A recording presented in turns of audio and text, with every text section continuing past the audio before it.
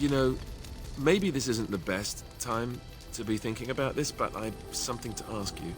Chances are we'll be heading to Denerim soon. And when we're there, I wonder if we might be able to look someone up. I'm not talking about a friend, exactly. And no, it's not that sort of friend either. The thing is, I have a sister, a half-sister. I told you about my mother, right? She was a servant at Redcliffe Castle and she had a daughter. Only, I never knew about her. I don't think she knew about me either. They kept my birth a secret, after all. But after I became a Grey Warden, I did some checking and, well, I found out she's still alive. In Denerim. No. I thought about writing her, but I never did. And then we were called down to Ostagar, and I never got the chance. She's the only real family I have left. The only family not also mixed up in the whole royal thing. I've just been thinking that maybe it's time I went to see her. With the blight coming and everything, I don't know if I'll ever get another chance to see her. Maybe I can help her. Warn her about the danger, I don't know. I'm not sure. I don't know anything about her except her name and where she lives. Her name is Goldana, and I think she remarried but still lives just outside the alienage. If we're in the area, then, well, it's worth a look. Here, look at this. Do you know what this is? I picked it in Lothering. I remember thinking, how could something so beautiful exist in a place with so much despair and ugliness? I probably should have left it alone, but I couldn't. The Darkspawn would come and their taint would just destroy it. So I've had it ever since.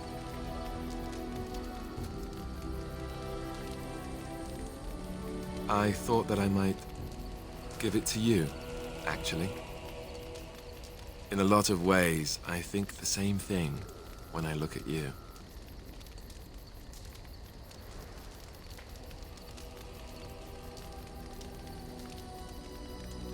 I guess it's a bit silly, isn't it?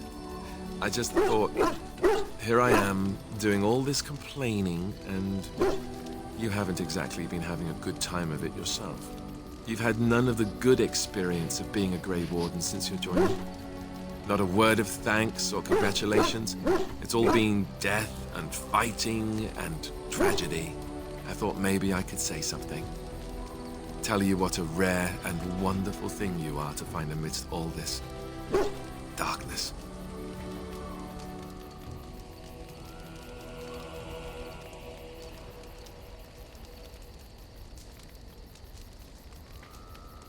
I'm glad you like it.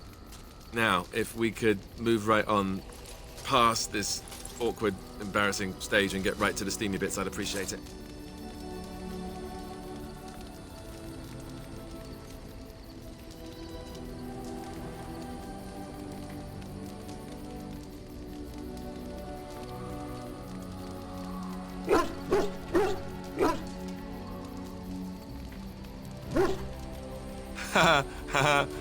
Bluff called. Damn, she saw right through me. I'll be standing over here until the blushing stops. Just to be safe. You know how it is. So, all this time we've spent together, you know, the tragedy, the brushes with death, the constant battles with the whole blight looming over us. Will you miss it once it's over?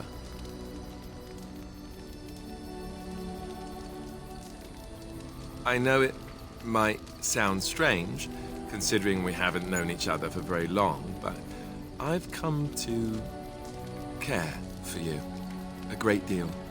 I think maybe it's because we've gone through so much together. I don't know. Or maybe I'm imagining it. Maybe I'm fooling myself. Am I?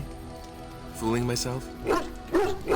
Or do you think you might ever feel the same way about me?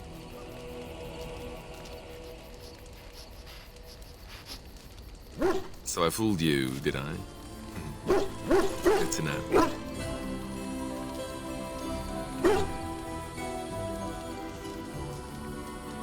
That wasn't too soon, was it? Good. I'll take that as a good sign. Maker's breath, but you're beautiful. I am a lucky man. Now, let's get back to what we were up to before, lest I forget why we're here. Your desire is my command. Of course. Sure, I could. I could even teach you, I suppose. Anyone who's been trained as a warrior. I guess if I'm going to give up Chantry secrets, I may as well go all the way. Send whoever you want trained to me in camp, and I'll see what I can do. Your desire is my command. Of course. You never asked? All right. If you want the full explanation, I'll give it to you. The thing is, I'm used to not telling anyone who didn't already know. It was always a secret. Even Duncan was the only Grey Warden who knew. And then, after the battle, when I should have told you, I don't know, it seemed like it was too late by then. How do you just tell someone that?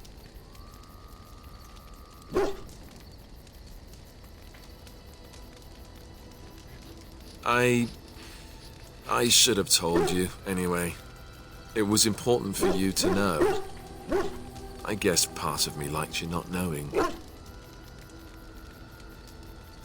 They treat me differently. I become the bastard prince to them, instead of just Alistair. I know that must sound stupid to you, but I hate that it shaped my entire life. I never wanted it, and I certainly don't want to be king.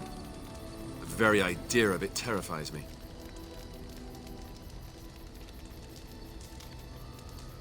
For all the good it does me, my blood seems certain to haunt me no matter what I do. I guess I should be thankful that Arl Eamon is far more likely to inherit the throne. If he's all right. I hope he's all right. For what it's worth, I'm sorry for not telling you sooner. I guess I was just hoping that you would like me for who I am. It was a dumb thing to do.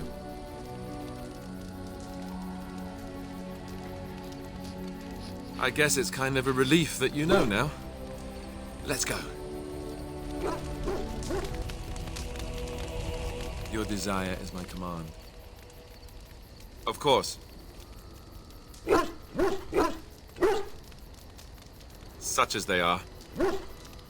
About the Grey Wardens, anyhow. Fair enough. Your desire is my command. Of course. Never what? Had a good pair of shoes? I'm not sure I do. Have I never seen a basilisk? Ate jellied ham? Have I never licked a lamppost in winter? Oh, so that's what we're talking about. I admit I've never had a woman just come out and ask me like this, that's for sure. I, myself, never had the pleasure. Not that I haven't thought about it, of course. But, you know. Well, living in the Chantry is not exactly a life for rambunctious boys. They taught me to be a gentleman, especially in the presence of beautiful women such as yourself. That's not so bad, is it? Of course you are, and you know it. You're ravishing, resourceful, and all those other things you probably hurt me for not saying. That's what I'm here for. It's a tough job, but somebody has to do it. Let us be off then, lest your risque talk make my ears blush.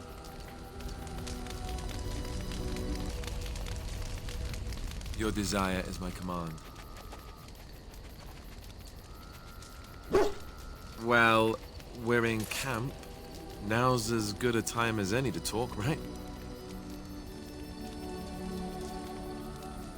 You know, I was just thinking the same thing. Given the circumstances, things could have been so much worse. I'm so grateful that you're you, instead of some other Grey Warden. That sounded better in my head. I just mean to say that I've really come to care about you. Now we just need to be rid of that pesky archdemon and everything will be back to normal, right? Your desire is my command. Well, we're in camp. Now's as good a time as any to talk, right? Join you? In your tent? Oh, that's not it at all.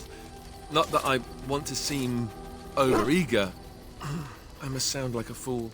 You know that I've never done anything like this with anyone. I was quite sheltered after all.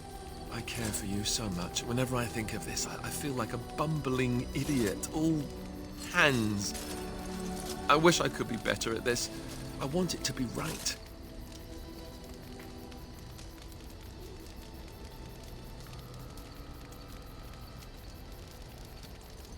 With the Darkspawn on our heels, death awaiting us at every turn, sure, why not? Hot. I don't know. I'm willing to give it a shot, if you are.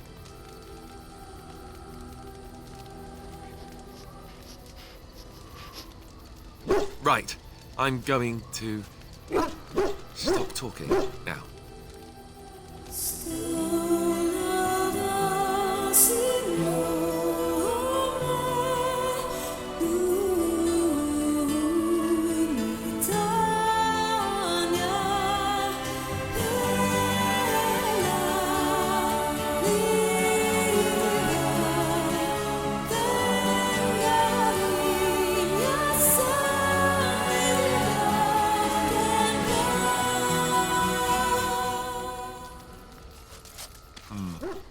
You know, according to all the sisters at the monastery, I should have been struck by lightning by now. Yep, lightning first, then the end of civilization as we know it. I'm a bad, bad man. You do realize the rest of our little party here is going to talk, right? They do that.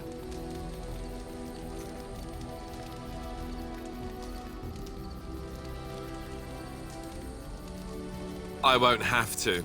Morrigan will give me that look. I just know it. You should really kick her ass for me. I'd pay to watch that fight. So, what now? Where do we go from here?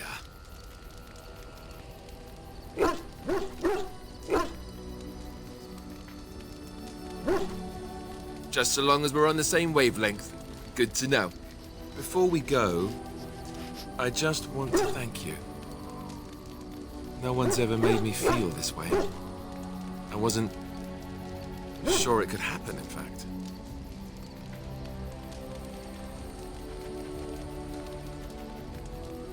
Good to know.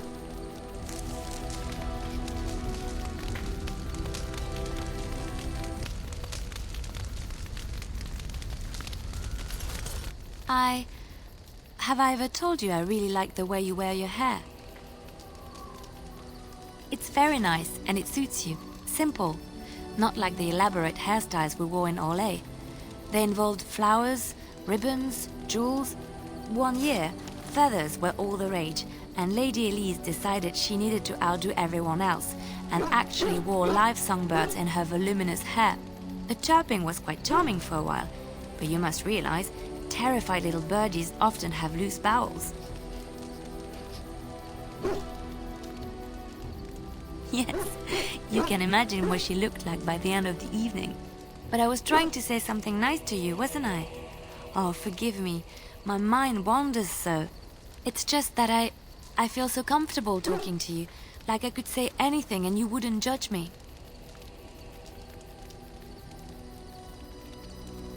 Yes, very much so.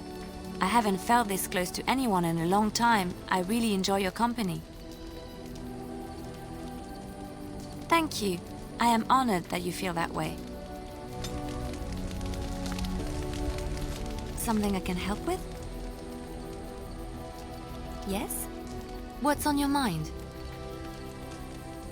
My mother was from Denerim, and I consider myself a Ferelden.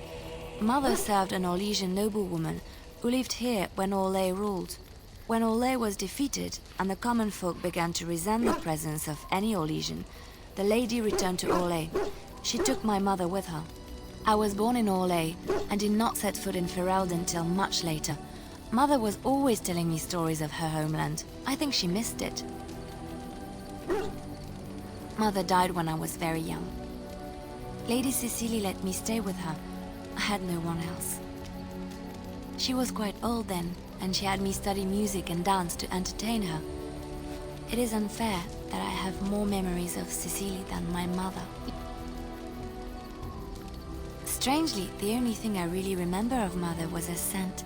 She kept dried flowers in her closet amongst her clothes.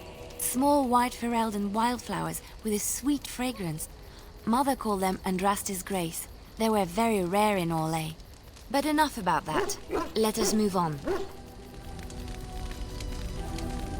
Something I can help with? Yes? What's on your mind? I miss Val Royeaux. Unlike other cities where the people are the lifeblood and the character, Val Royeaux was her own person, and her people little more than decorations. There was always music in Val Royeaux, streaming from the many windows, quiet refrains and triumphant choruses, and always, floating above that all, the chant, coming from the Grand Cathedral. It was magnificent. Oh, it would take me a day or two to talk about the many splendors of Orlais, her golden fields, her lush meadows. Of course, there are good things and bad things about Orlais, like anywhere else. Sometimes I miss it dearly, and sometimes I'm glad I'm rid of it. And you will laugh at this, but I miss the fine things I had in Orlais.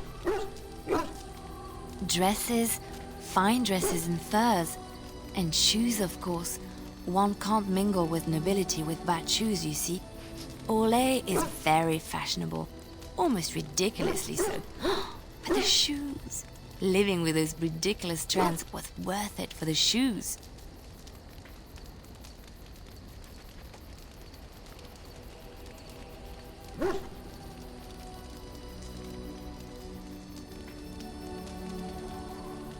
Well, they're shoes.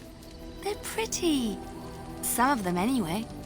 When I left Orlais, the fashion was shoes with delicate tapered heels and embellishments in the front. A ribbon, perhaps, or embroidery. In soft colors, of course. It was spring. I had my eye on a pair my shoemaker was working on. It was covered in pale blue silk with amber beads on the toe.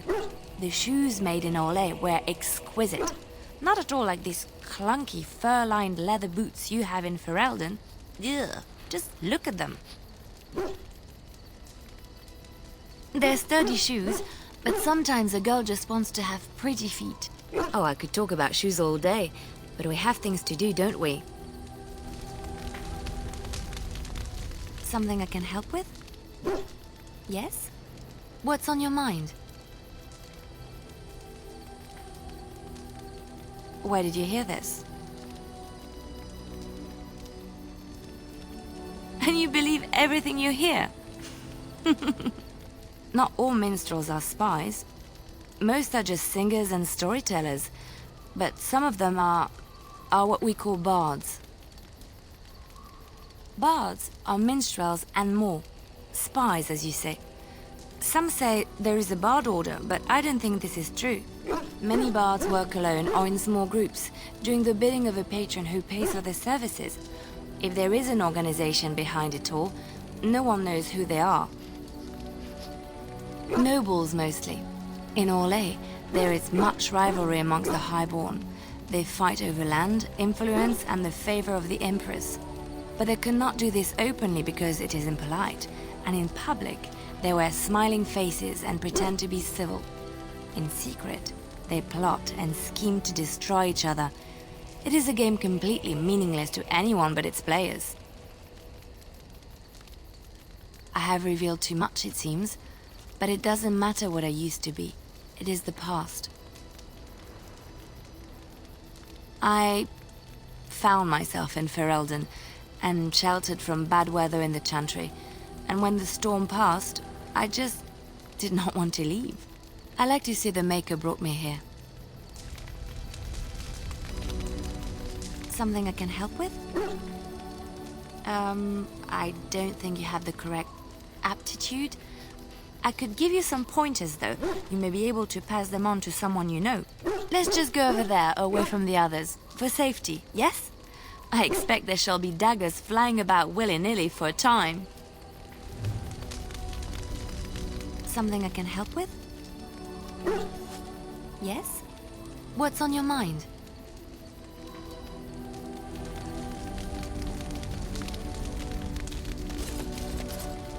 It's been a long day.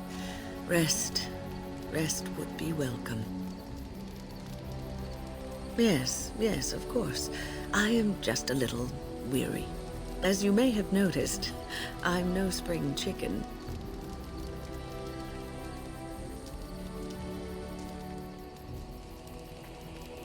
Thank you. You're very kind to say so. But in all honesty, I do not know how many years I have left in me. I have lived for such a long time, but there is always something else to do. And I have to keep going in order to do it. I think I will be glad when I am done.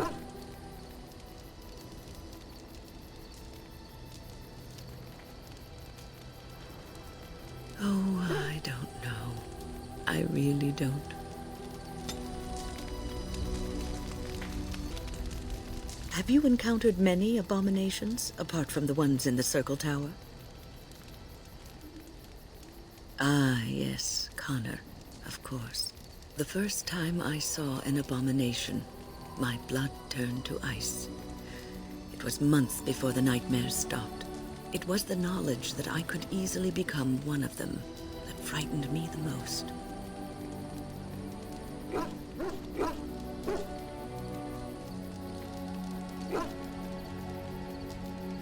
Every mage is vulnerable, no matter how accomplished or powerful. That is the first thing we learn, and overconfidence can lead to recklessness. One slip. All it takes is one slip, and everything you are is simply gone, replaced by madness. And there is no turning back, or at least that's what they say. Of late, I have begun to wonder if there is any way an abomination can be cured, or if a mage could be so possessed and still retain their sanity, their humanity. Yes, it is madness and cruelty that define abominations. If those are lacking, if the mage remembers the person they truly are, then they are not an abomination. I never saw that. Thank you for showing me another way of looking at it.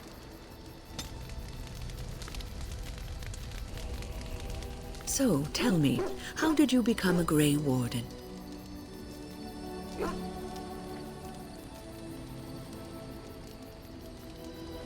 Arl Rendon Howe? The Arl of Amaranthine? Why would he do such a thing to you?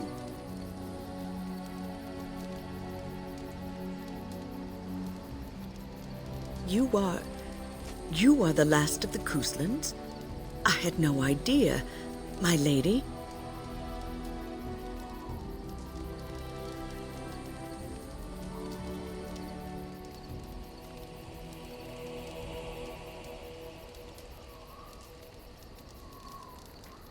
Yes, I suppose so. You can no longer have a title, can you? But that does not mean you must forget utterly where you came from. Take heart, dear friend. You survived, even when you were not expected to. We do not know yet what lies in store for you, or the name you carry. It is not so bad, is it, being a Grey Warden?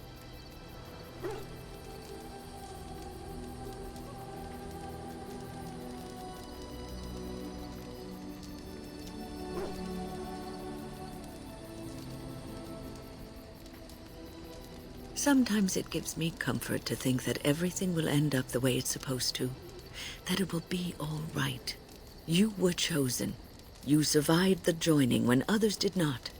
Perhaps it was meant to be. I must ask, what does being a Grey Warden mean to you?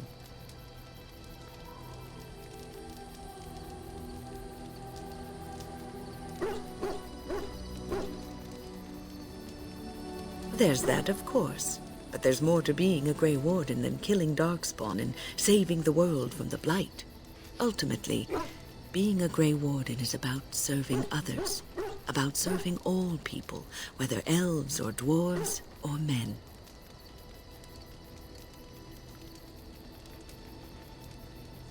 As a Grey Warden, you are a guardian of men, and you guard them because their continued existence is more important than you are. Thus it is you who serves, not they.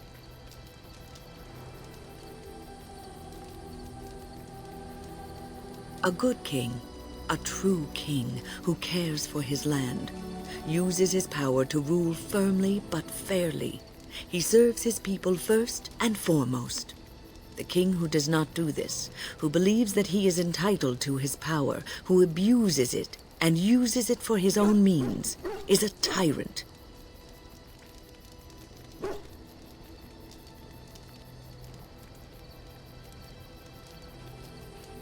And the country suffers for it. If you live apart from others, and your actions affect only you, then you may do as you wish. But if you have power, influence, and strength, your every action will be as a drop of water in a clear, still pond. The drop causes ripples, and ripples spread. Think of how far they will go, how wide they will become, how will they affect the pond. But I've lectured enough for today. I should stop before I wear out my welcome. You're quite taken with each other, aren't you? It's hard not to notice the doe-eyed looks he gives you, especially when he thinks no one's watching. It's almost too sweet for my tastes, and I'm an old lady who should be making lace hearts and fuzzy blankets with animal motifs. No, I won't be making socks with pom-poms for you anytime soon. But that's hardly my point. I've noticed your blossoming relationship, and I wanted to ask you where you thought it was going. Alistair is a fine lad, skilled in battle, but quite inexperienced when it comes to affairs of the heart. I would hate to see him get hurt.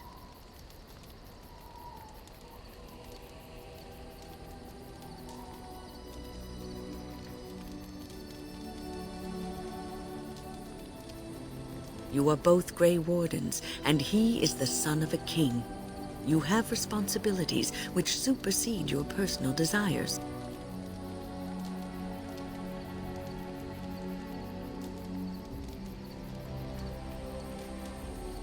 Love is ultimately selfish. It demands that one be devoted to a single person who may fully occupy one's mind and heart to the exclusion of all else. A Grey Warden cannot afford to be selfish. You may be forced to make a choice between saving your love and saving everyone else. And then what would you do?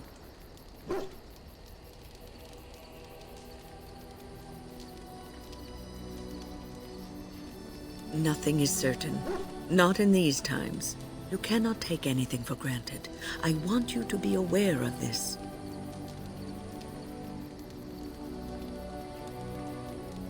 I am just trying to minimize the suffering that may come to either of you. I have given my advice. Do with it what you will. Is there something you need? The circle is in good hands. Irving knows what to do, and he doesn't need me underfoot.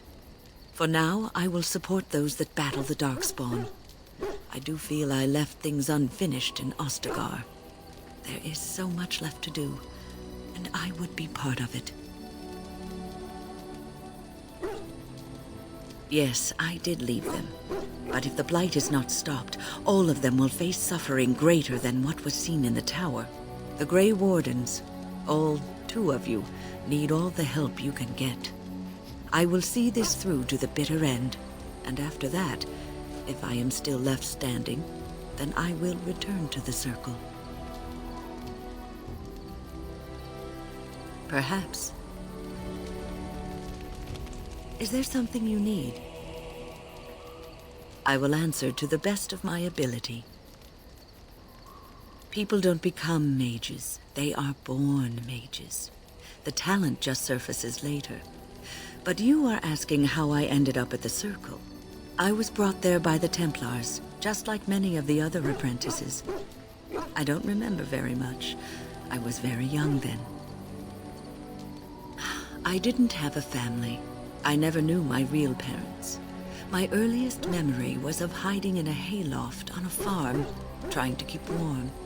I was found, and the farmer's wife was kind enough not to send me away. But they had children of their own, and I was never made to feel welcome. The eldest son was the worst. He was always calling me a stray, and throwing anything he could get his hands on at me. And I don't know how it happened, but one day, he just found his hair on fire. Fortunately, there was a large trough nearby. He ran screaming, dripping head and all, to his mother. I was shut up in the barn with a bowl of water and a crust of hard bread. The Templars arrived several mornings later. I'll never forget the moment the Templars led me into the entrance hall of the tower. I had never seen anything so grand in my life. I stopped being afraid then. I knew I was home. Well, that's about all there is to my tale. That's how I came to the Circle. I would be lying if I said it was easy. First, there were rules, and we were constantly watched to make sure we behaved appropriately. Then there was the study of magic. We had to cast the spells just so, control the effects completely. A single word spoken incorrectly, a gesture out of sync, and lack of focus. And we needed to have perfect focus, or we would be in danger.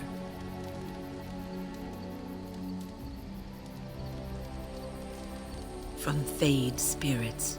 If we were careless, they would enter our minds, and we would become abominations. Without the Circle and my mentors, I would not have been where I am today. And there was joy in life at the Circle. The joys of fellowship, in knowing that you were not alone in your struggles. In spite of everything, I was happy in the tower, and I loved it.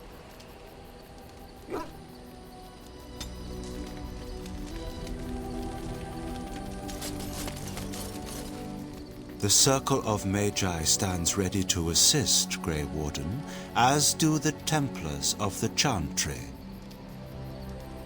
There are always areas to improve on, Grey Warden. The most useful for my talents are runes.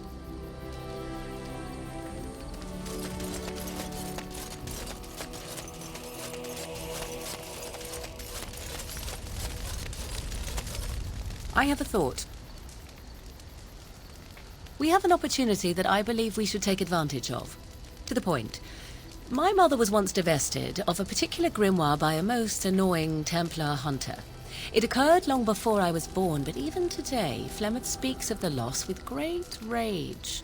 With the Circle of Magi in such disarray, it occurs to me that this might be the perfect time to recover the tome from their possession, for surely it eventually ended up in their hands. Flemeth is a sorceress of legend, is she not? And her grimoire would be more than a mere curiosity to mages that daren't even glance towards the places my mother has walked for eons. No doubt 'tis considered something dangerous, perhaps best locked away somewhere dark, yes? And if not, then at least I know it does not exist. But there is no harm in looking, surely? 'Tis a book of spells, of the sort that Flemeth has dabbled with throughout her long life. 'Tis not the sort of thing that would benefit a mage of the standard variety. They were taught a different path. I, however, was taught by my mother.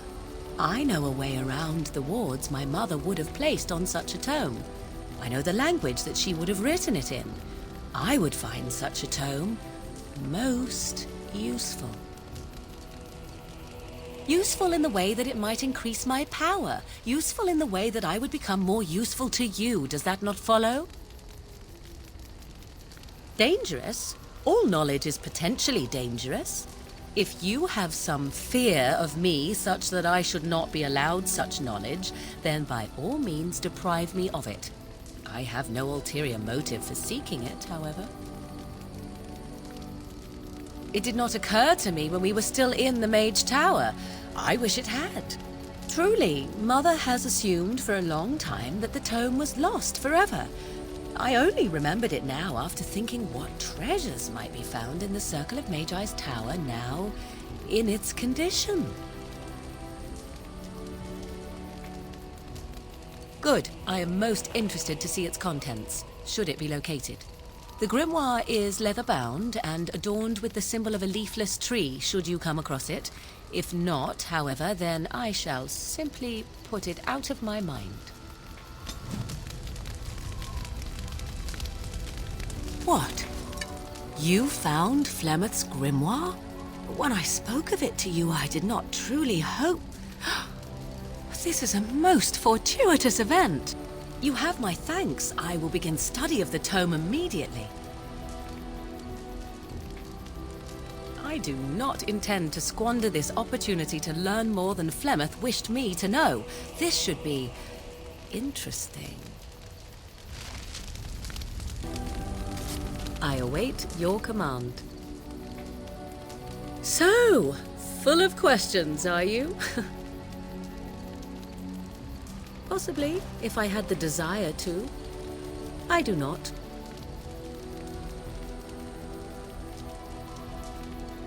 I was told to accompany you and to help you, and that I shall. This may extend to the teaching of my mother's skills in time. For now, I simply do not know you well enough. I promise nothing. I await your command. So, full of questions, are you?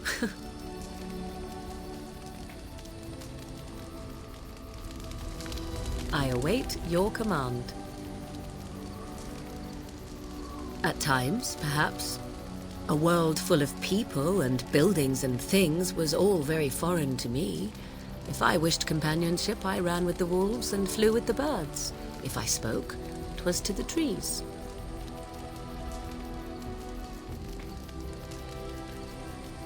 For a time, but one can only remain a child for so long. I recall the first time I crept beyond the edge of the wilds.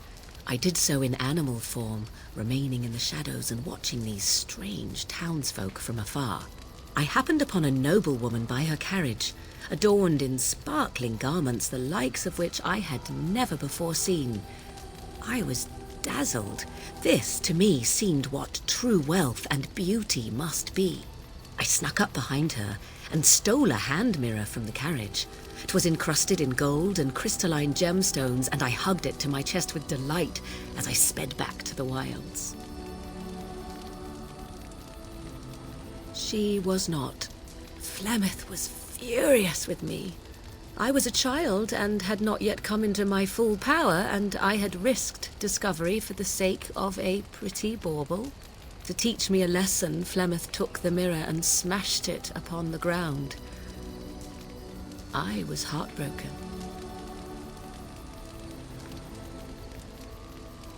And a foolish one.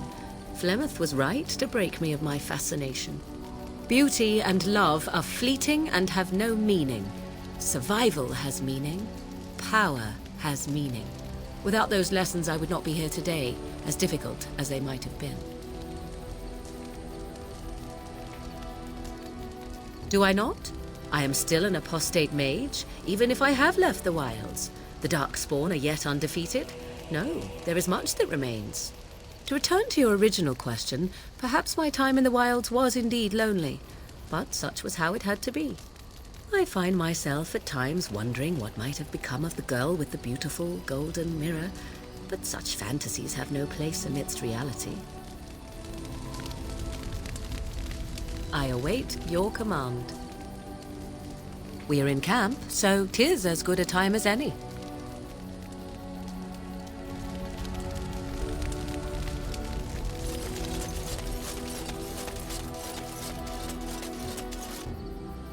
If there's anything I can do for you, please, please tell me.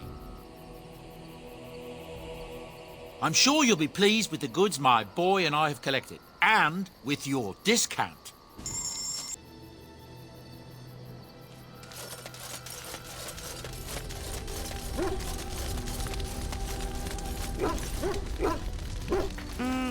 Flowers? Oh, thank you. They're very pretty. These were her favorite. I haven't seen these in such a long time. They smell just like Mother used to. Thank you. Thank you so much for remembering.